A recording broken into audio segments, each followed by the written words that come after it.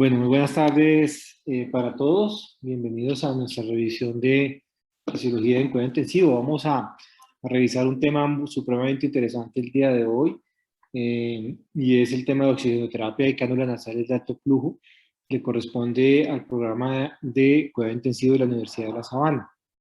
Hoy nos va a acompañar la doctora Shirley Vanessa Lamprea. Shirley es residente de cuidado intensivo pediátrico de la Universidad de La Sabana, iniciando su segundo año. Sé que ha trabajado mucho en la presentación y realmente nos va a transmitir conceptos muy interesantes y bastante actualizados. Muchas gracias y bienvenidos. Ok, perfecto. Listo. Entonces, hoy vamos a hablar de oxigenoterapia y cánulas de alto flujo. Este es un tema un poco amplio y extenso donde la evidencia alguna todavía está en construcción. Quisimos traer un poco de lo que encontramos y de lo que puede ser útil para nosotros pues, en la práctica diaria y que nos pueda servir a futuro. Entonces, este es nuestro contenido, la verdad es un poco amplio, estos 4 o 5 puntos. Vamos a hablar un poquito del oxígeno, las características o por qué hay toxicidad por oxígeno, de oxigenoterapia, un poco de dispositivos y pues del tema asociado a la presentación que es cánulas de alto flujo. Entonces, para recordar o un poquito de historia, pues para conocer, el oxígeno se descubrió más o menos en 1744 por el doctor Joseph Priestley en Inglaterra, donde describió un gas incoloro, inoloro e insípido. Más adelante el doctor Anthony Lavoisier lo llama como tal oxígeno, y de ahí para allá, en los últimos 100, casi 150 años, hay un avance muy importante que nos ayuda mucho a nosotros en los temas de oxigenoterapia. En 1907, el doctor Budin hace una serie de administraciones de gases a través de unos embudos en los bebés, en la cara de los bebés que tenían episodios cianóticos, y posteriormente se instruye o se aplica la administración de gas intragástrico para lactantes y para recién nacidos cianóticos. Más adelante, para la década de 1940, se disponen comercialmente incubadoras disponibles para facilitar esta oxigenoterapia, principalmente para esos niños con cianosis y apneas y dificultad respiratoria en los periodos de recién nacido, con ciertos beneficios para la atención de salud y la reducción de la mortalidad. Y si ustedes se dan cuenta en la imagen, pues son unas incubadoras que se les ponían pues unos sistemas de oxígeno.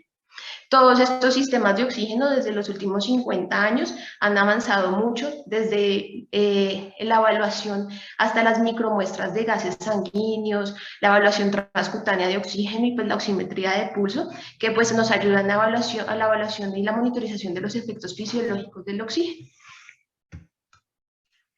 Hay que reconocer el oxígeno y todas sus características físicas y sus características en el ambiente. El oxígeno como un gas seco que ocupa más o menos el 20-21% del aire atmosférico, una molécula diatómica que a través de esos dos átomos que se unen a través de esos enlaces simples dejan dos electrones separados y son los que terminan haciendo todos los efectos en todas las células o en todas las especies pluricelulares o los metazoos que somos nosotros. Que ayudan pues a todas las demandas y a la estabilización pues de todas las células del cuerpo. Más o menos se describe que el oxígeno actúa en más o menos 200 reacciones celulares del cuerpo y la principal es la formación de ATP en la fosforilación oxidativa. Ya el resto de funciones y características son un poquito más puntuales. Obviamente, pues el oxígeno, al ser un gas seco, produce muchas molestias y las características que nosotros hemos cambiado en la oxigenoterapia, en la administración de oxígeno caliente, húmedo y otros elementos que nos han ayudado para la administración de los sistemas de oxígeno, ayudan pues a las características y a la adecuada administración de ese oxígeno. Porque si se expondría un gas seco, un frío, se puede producir mucho riesgo de lesiones y empeoramiento de dificultad respiratoria. Hay que reconocer pues todos esos efectos fisiológicos del oxígeno y uno puede describir todo el oxígeno y todos los efectos desde a nivel atmosférico hasta pasando a todos los momentos moleculares del cuerpo.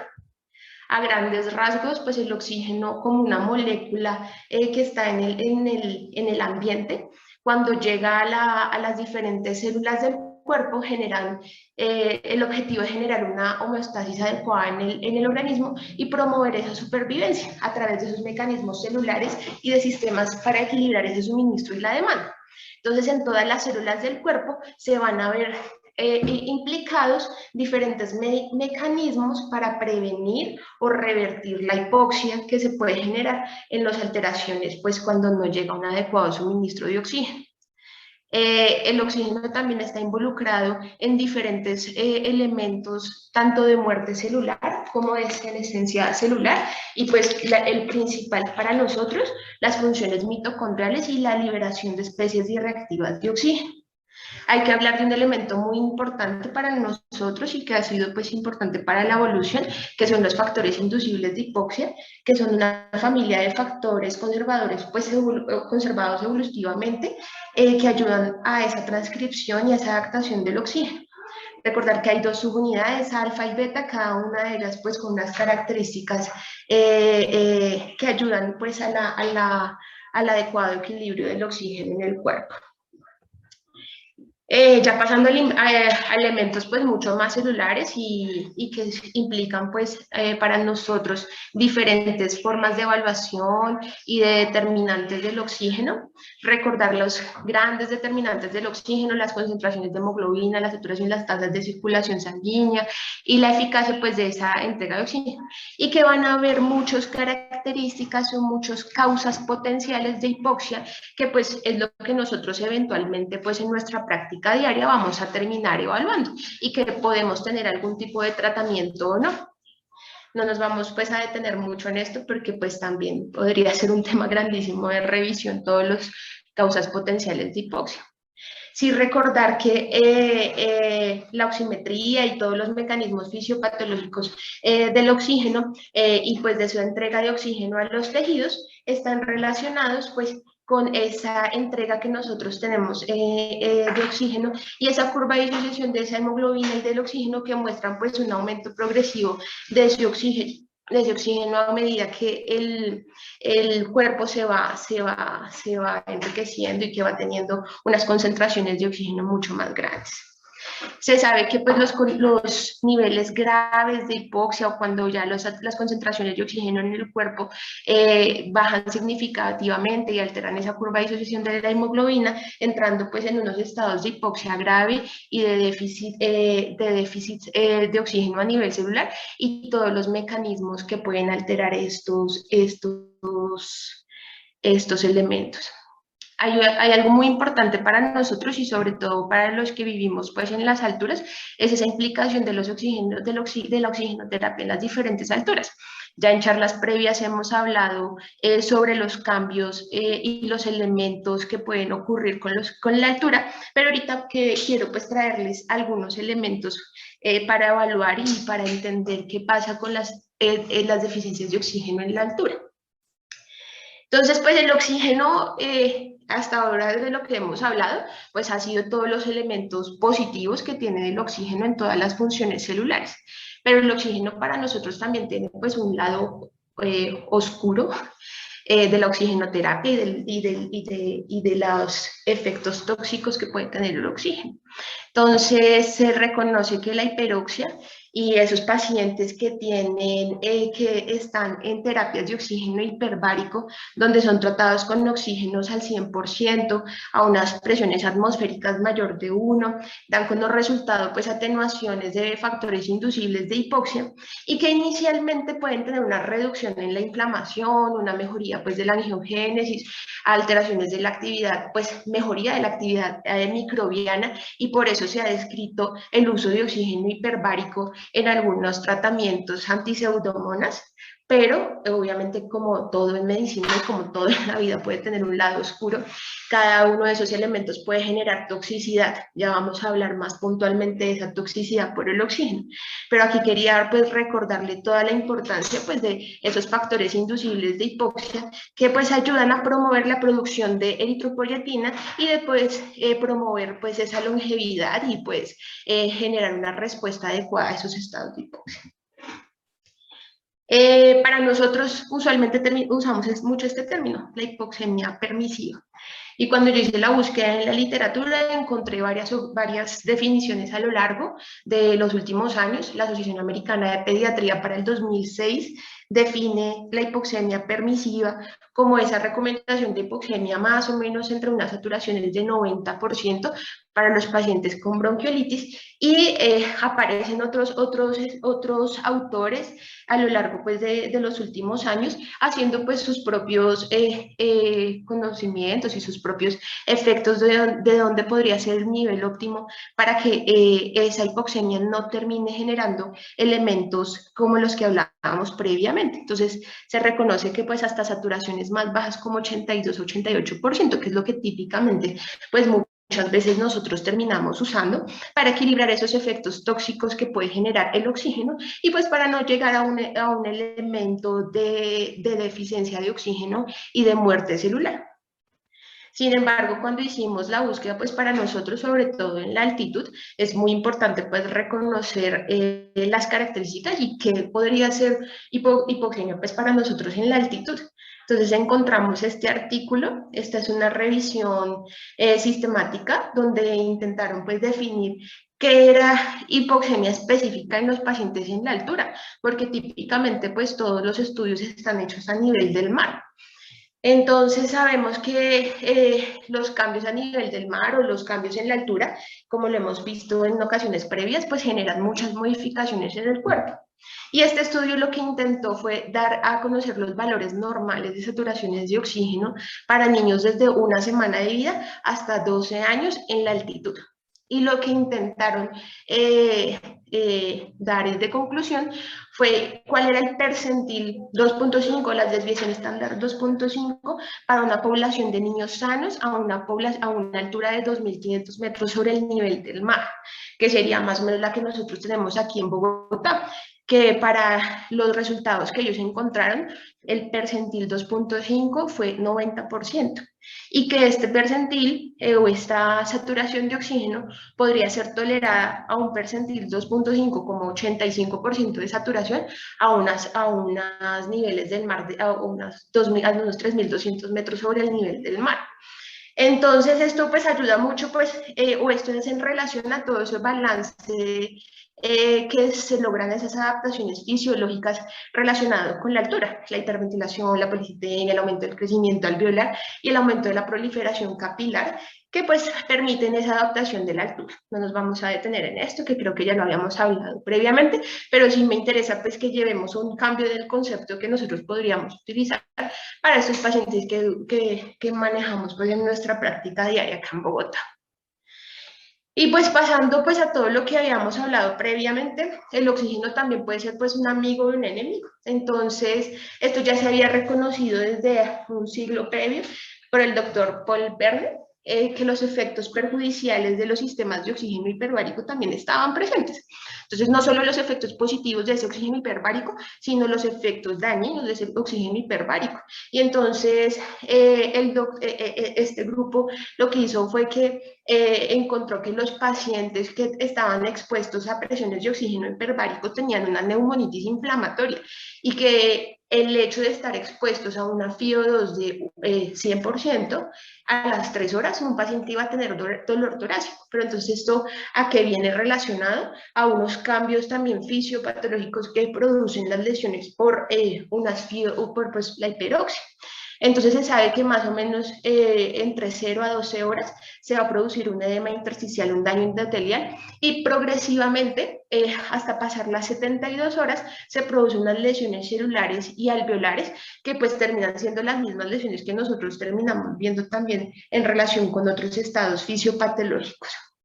Entonces, a medida que disminuyen esos niveles o que aumentan esos niveles de oxígeno en sangre, podemos ver cómo se alteran estas características de los pulmones. Esto es relacionado con que a medida que disminuyen los niveles de nitrógeno y de las características de las concentraciones de los gases que nosotros respiramos y las presiones de los gases venosos, cambian las presiones de los gases y hay mayor riesgo de atelectasia, mayor riesgo de colapso y alteraciones que terminan relacionados como en las lesiones que se observan en SRA. Hay mucho descrito también de esto sobre la neurotoxicidad por el oxígeno, pero quería traerles a grandes rasgos lo que puede pasar en el pulmón con estos pacientes. Entonces, termina siendo un riesgo potencial relacionado pues con todo lo que hemos visto a lo largo de la charla. ¿Y por qué se describe esa toxicidad por el oxígeno? Principalmente por el estrés oxidativo. Entonces, el estrés oxidativo se ha definido como un desequilibrio entre esas fuerzas antiinflamatorias o antioxidantes y prooxidantes, que estas fuerzas prooxidantes y antioxidantes pues son las que nos mantienen a nosotros en un equilibrio pues para tener una adecuado funcionamiento de las células, pero cuando esos elementos prooxidantes, donde se incluyen una serie de radicales libres como los ROS, pueden actuar como efectos citotóxicos en diferentes componentes y funciones celulares. Esto muy ampliamente conocido pues en los adultos, sobre todo en las lesiones isquemia reperfusión en los adultos con infartos agudos de miocardio, donde ellos lo que promueven es tener un equilibrio adecuado entre esa oferta y esa demanda de oxígeno y evitar esa lesión tisular por hipoxia y esa reperfusión. Entonces el oxígeno termina siendo tóxico pues para nosotros en diferentes funciones. Entonces se describe como la hiperoxia, como esa PaO2, esa presión de oxígeno más de 120 o 150 mililitros de mercurio, pero esto a nivel del mar. Reconociendo pues todos esos efectos que pueden generar los radicales libres en tanto a inflamación y daño celular y pues que pueden empeorar todos los sistemas. Entonces, de aquí en adelante, con todo lo que hemos hablado, nos queda siempre la inquietud, ¿cuál va a ser el nivel óptimo de oxígeno? ¿Cuál va a ser las características adecuadas para nosotros generar una adecuada oxigenoterapia? ¿Cierto? Y se sabe que los pacientes en estado crítico, la suplementación excesiva de oxígeno durante la ventilación mecánica se asocia a disfunción orgánica múltiple. Entonces, la mayor exposición acumulada de oxígeno en las primeras... ¿Cómo? Sí. Cuando y te veo arrodillado ahí en el paso. ¿Ya? Pidiendo perdón. ¿Aló? ¿Hola? Entonces se sabe que la mayor exposición acumulada de oxígeno en las primeras horas de ventilación mecánica se asocia de forma independiente a mayor riesgo de falla orgánica múltiple y muerte en los siguientes 7 días y estancias hospitalarias pues mucho más prolongadas. Entonces, para nosotros, ¿cuáles van a ser los objetivos en esa oxigenoterapia pues adecuada? Entonces, lograr un adecuado equilibrio en esa entrega de oxígeno y pues la demanda que va a necesitar sin pasar al extremo de los estados de hiperoxia para llegar pues a una adecuada pues oxigenación. Entonces, lo que siempre vamos a tener que buscar pues son esas fracciones de oxígeno más bajas administradas que nos logren pues una homeostasis adecuada. Se sabe que más o menos solo por entrar a una hospitalización, el 15 al 20% de los pacientes hospitalizados van a tener oxígeno de diferentes formas de entrega. Entonces, a partir de esto, pues el oxígeno para nosotros en las instituciones de salud termina siendo algo muy importante. Hay diferentes tipos de dispositivos para la entrega de oxígeno. Entonces, basado en lo que vimos previamente de cuáles son esos objetivos para nosotros en la entrega de oxígeno, tenemos una serie de elementos a evaluar. ¿Cuál es la concentración final de oxígeno? Esa respuesta ahorita la vamos a ver un poco más clara, pero todo eso depende de un flujo de gas, unas concentraciones de oxígeno, la frecuencia respiratoria del paciente, las características del volumen corriente, el flujo inspiratorio, el tipo de respiración y el tipo de dispositivos. Una gran variedad de oxígeno, algunos ya en desuso, algunos un poco más usados que otros para nosotros en las diferentes instituciones de salud, desde una cánula nasal convencional con las diferentes características que puede generar en cuanto a diferentes fracciones inspiradas de oxígeno y de flujos de oxígeno, de flujos que puede generar, hasta las características que pues vemos en ventilación mecánica de entrega de oxígeno. En la elección de cada uno de los dispositivos depende pues, de las características del paciente, la disponibilidad de los diferentes equipos. Antes, hace algunos años utilizábamos mucho los HUD y las campanas de oxígeno, pero pues con todas las características de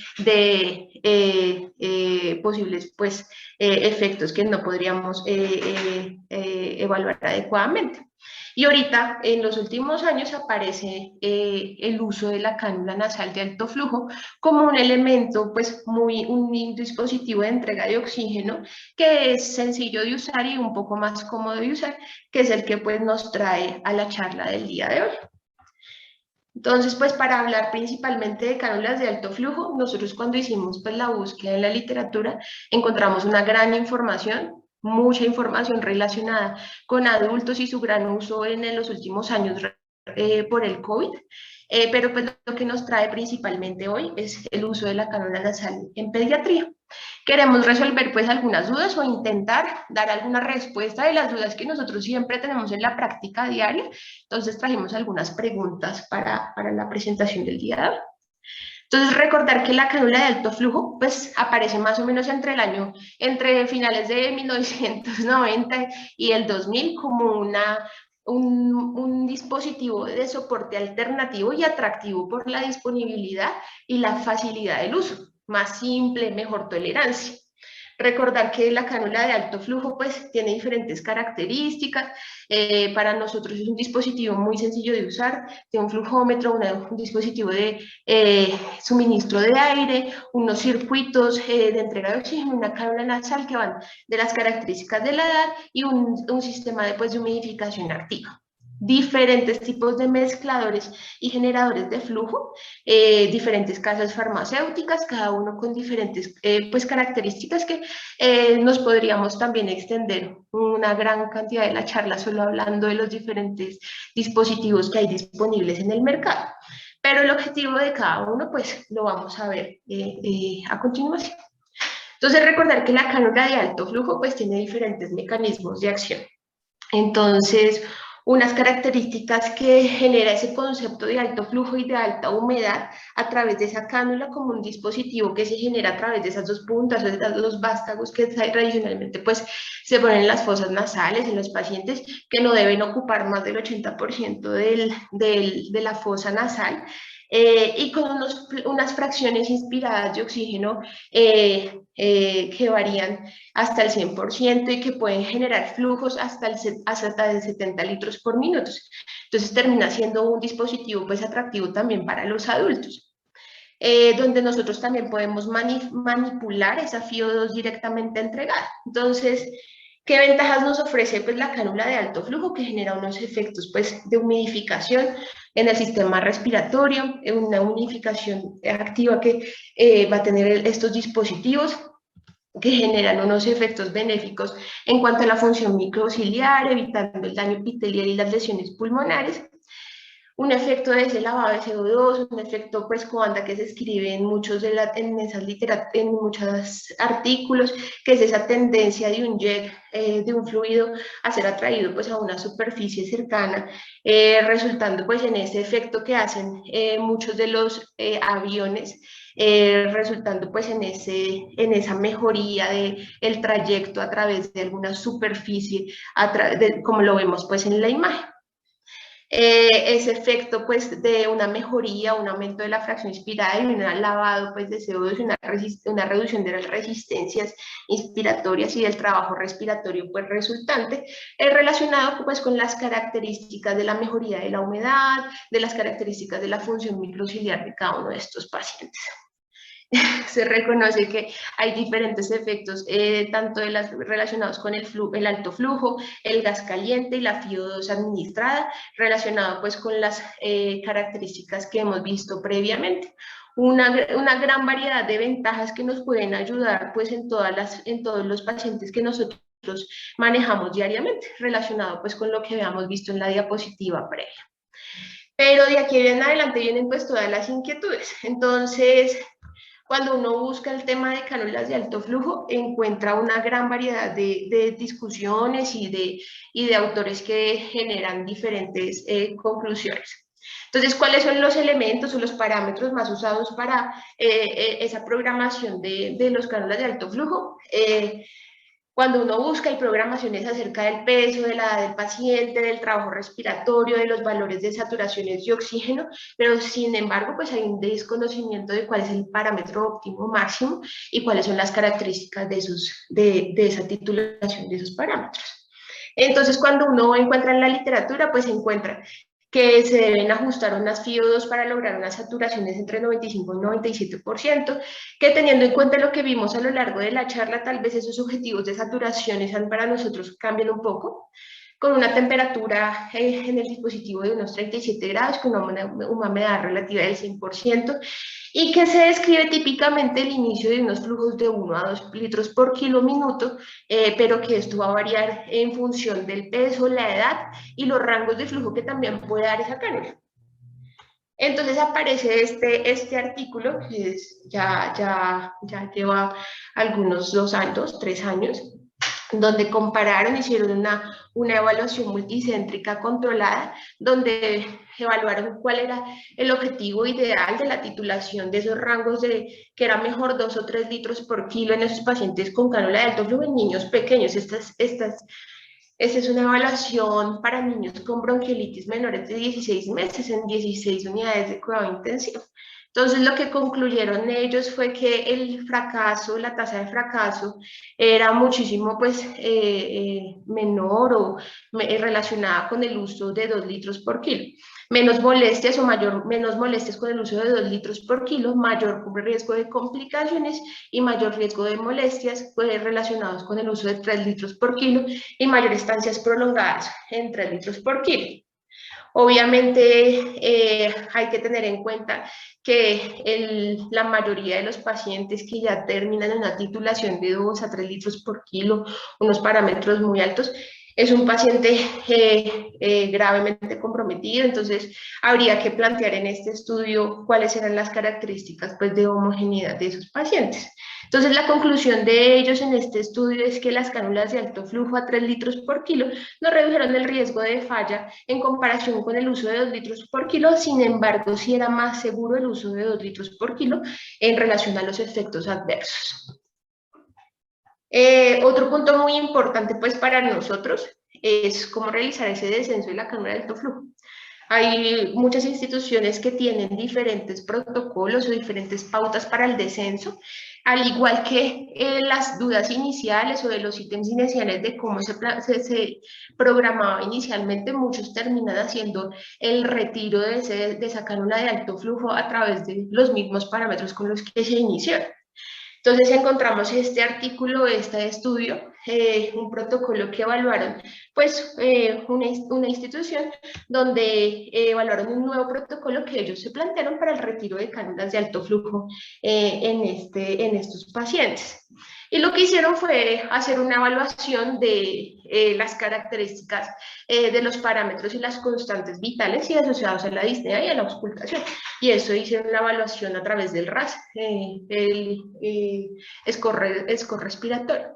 Y a través de los puntajes que ellos les daban, hacían un descenso progresivo de las cánulas y con el objetivo de establecer unos periodos de vacaciones. Ellos que evaluaron que ese protocolo para ellos disminuía la estancia en UCI, y que al hacerlo así generaban una probabilidad de retiro en un solo intento del 70%. Este es uno de los ejemplos a traer, pero hay muchos estudios que se podrían plantear a través de cómo retirar una cánula de alto flujo.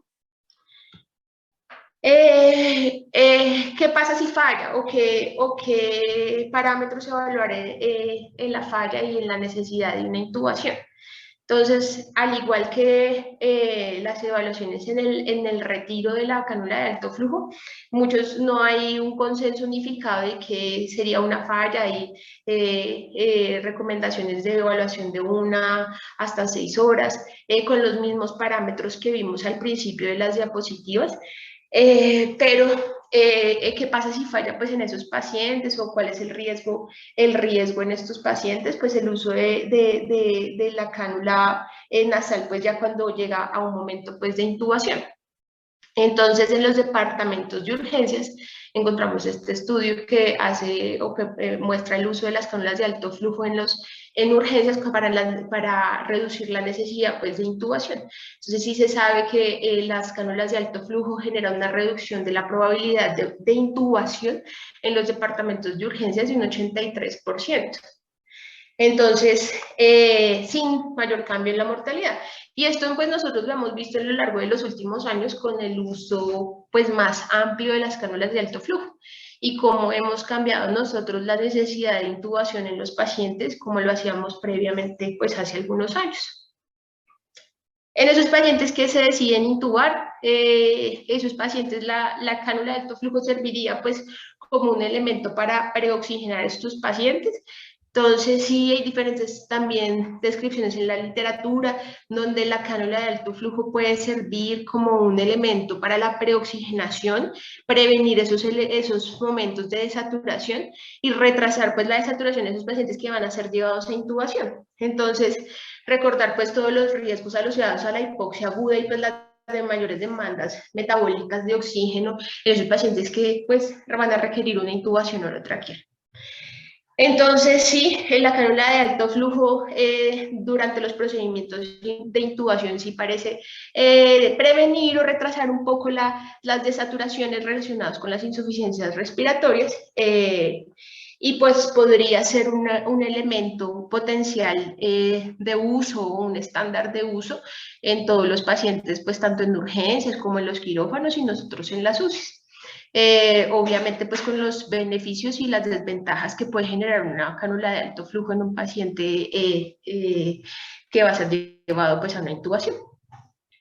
Esos pacientes que han sido intubados, esos pacientes pues que ya están con el uso de cánulas de alto flujo, que podría ser útil, pues esas cánulas de alto flujo si nos demuestran unos efectos benéficos en la disminución del trabajo y el esfuerzo respiratorio. Entonces en este estudio mostraron pues cómo era el objetivo de cómo era el efecto en cuanto a la reducción de los índices de esfuerzo respiratorio, en cuanto a la evaluación de presiones esofágicas, entre la evaluación de los productos de presión, tiempo y trabajo respiratorio, estos de adultos, y cómo en ellos si habían mejoría o habían mejoría de esos índices o esos parámetros de trabajo respiratorio. Entonces, había unas variaciones de las presiones esofágicas en esos pacientes que utilizaban cánulas de alto flujo y unas variaciones en los patrones respiratorios y una mejoría pues en los gases en sangre,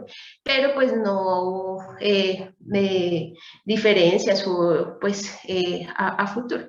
Entonces sí hay una relación, pues una disminución de las resistencias inspiratorias y unas variaciones de las presiones esofágicas principalmente. Para nosotros, ¿cuál es el principal uso de la cánula de alto flujo o de lo que más hemos utilizado en los últimos años? Pues el papel en la bronquiolitis. Y sí encontramos una serie de revisiones y estudios a través de los últimos años de cuál puede ser el potencial uso de la cánula de alto flujo en bronquiolitis, que aunque a nosotros hemos visto en la práctica clínica el beneficio del uso de la cánula de alto flujo en bronquiolitis, muchos de los artículos terminan concluyendo que no hay unos datos suficientes pues, para apoyar el uso y que hay otros elementos que pueden ser superiores a la cánula de alto flujo comparado pues con en estos casos. La cánula de alto flujo termina siendo un modo seguro de asistencia respiratoria y que se puede poner en todos estos pacientes con bronquiolitis.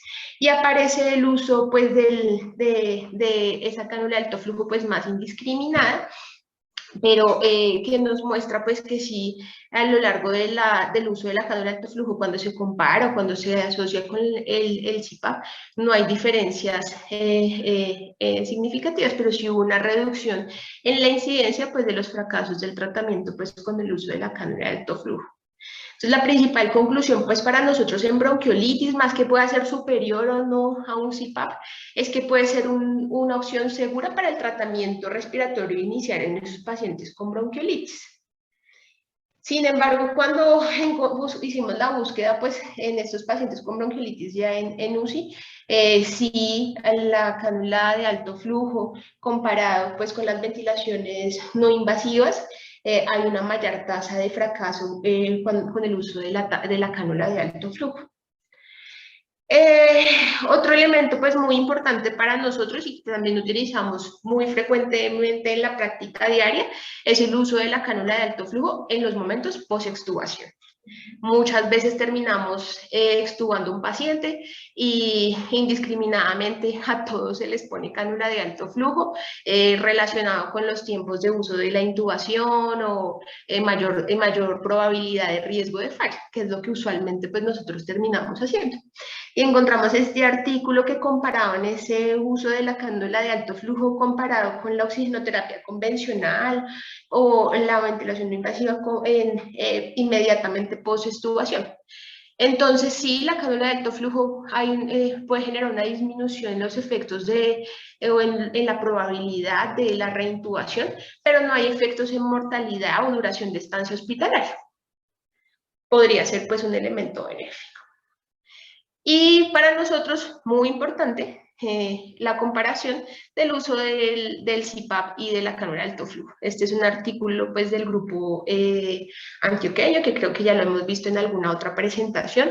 Muy interesante pues, para nosotros. El riesgo de falla o la posibilidad de uso de cánula de alto flujo comparado con el CPAP en bronquiolitis moderadas a graves. El CPAP demostró un menor riesgo de fallo y un tiempo más largo, pues hasta la falla y pero relacionado pues con más efectos adversos.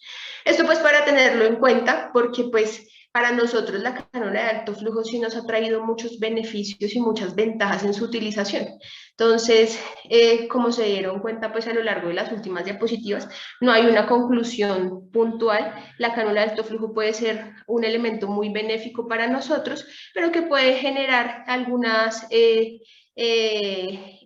uso un poco más indiscriminado y más facilidad y más satisfacción al momento del uso. ¿Cuál es el futuro o hacia dónde va todo esto? Todavía hay muchos artículos pues, en estudio. Podríamos quedarnos hablando del uso de las cánulas de alto flujo en diferentes opciones. Ahorita pues en el uso del COVID en los adultos o en otros momentos relacionados con cirugías o con otros tipos de evaluación del uso de las cánulas de alto flujo. Pero para nosotros, ¿cuál va a ser la recomendación pues, en un futuro?